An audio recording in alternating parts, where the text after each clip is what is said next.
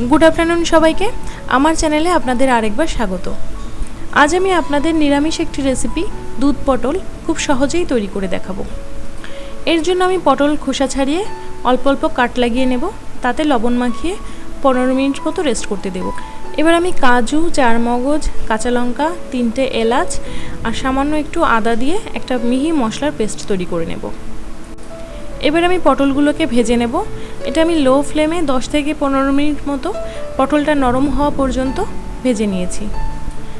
এবার কড়াইয়ে আরেকটু তেল দিয়ে তার মধ্যে এলাচ, লবঙ্গ আর গোটা গরম মশলা ফোড়নে দেব আর তৈরি করে রাখা মশলাটাও দিয়ে দেব।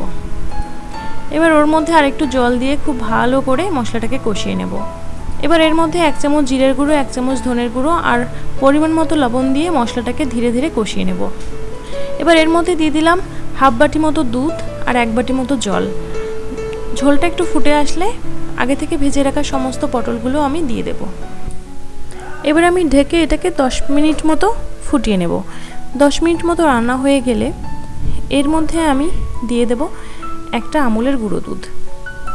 এই গুঁড়ো দুধটা দিলে গ্রেভিটা কিন্তু খেতে আরও বেশি ভালো লাগবে। আমি এই রান্নায় কোনো হলুদ ব্যবহার করছি না, আপনারা চাইলে অল্প দিতে পারেন। দেখুন গ্রেভি থেকে তেল ছেড়ে দিয়েছে, আমার রান্না কিন্তু প্রায় কমপ্লিট। এবার আমি এতে হাফ চামচ মতো চিনি অ্যাড করব। চিনিটা দিলে কিন্তু এর টেস্ট অনেক গুণই বেড়ে যাবে, আপনারা চাইলে নাও দিতে পারেন। নিরামিষ দিনে কিন্তু আপনারা এটা অনায়াসেই বানিয়ে নিতে পারেন, এটা কিন্তু খেতে দুর্দান্ত হয়। রেসিপিটি যদি আপনাদের ভালো লাগে আমাকে লাইক, কমেন্ট, শেয়ার করবেন আর সাবস্ক্রাইব করে পাশে থাকবেন। Thank you.